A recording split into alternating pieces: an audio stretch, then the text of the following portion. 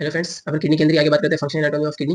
तो किडनी क्या है? ट्यूबुलर स्ट्रक्चर है, ट्यूबुलर ग्लैंड है जिससे कवर्ड होती है ये एक कनेक्टिव टिश्यू के कैप्सूल से। ठीक है, फिर क्या है इसके अंदर एक हाइलम की स्ट्रक्चर होती है। ठीक है, हाइलम के अंदर से क्या निकलता है? Renal artery, renal vein, nerves और यूरेटर पास आउट होते हैं।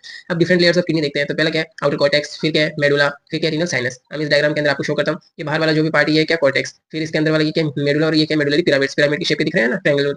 फिर क्या है? रीनल साइनस, ये जो भी पूरा अंदर का पार्ट है ये क्या है? Renal sinus.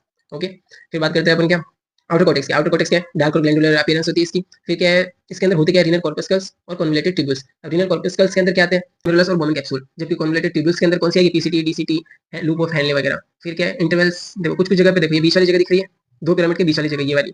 तो इसके अंदर क्या होता है? ये कॉलम्स बने हुए हैं किसके बीच में? मेडुला के बीच में। तो इनको क्या बोलते हैं? कॉलम्स ऑफ बर्टिनी या फिर रीनल कॉलम्स। ठीक है, फिर इनर मेडुला की बात करते हैं। तो ये भी क्या है? ट्यूबुलर है और वेस्कुलर स्ट्रक्चर है, पैरेलल होता है रेडियल लाइंस के।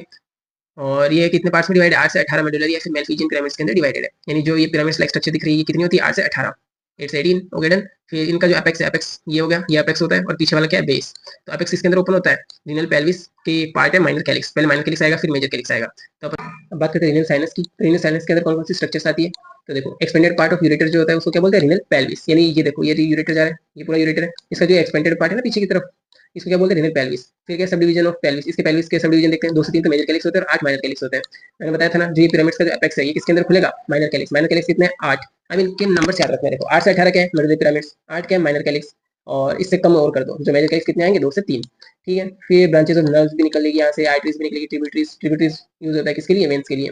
और बाद में लूज कनेक्टिव टिश्यू और फैट का होता है ये। अब बात करते हैं ट्यूबुलर स्ट्रक्चर की। तो ट्यूबुलर स्ट्रक्चर के अंदर कौन कौन सी होती है? ट्यूबुलर स्ट्रक्चर के अंदर क्लोजली अरेंज होती है जिसको बोलते हैं यूरिनिफेरस ट्यूब्यूल्स। अब यूरिनिफेरस ट्यूब्यूल्स के अंदर क्या क्या आती है? 2 स्ट्रक्चर आएगी।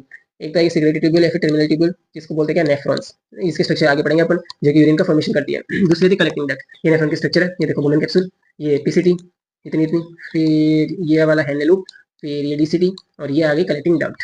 तो एक तो आगे नेफ्रॉन, नेफ्रॉन तो आगे इतनी इतनी स्ट्रक्चर नेफ्रॉन है। ठीक है, और ये नेफ्रॉन्स कलेक्ट किसमें करते हैं? अपने सीक्रेशन को, ये कलेक्टिंग डक्ट के अंदर।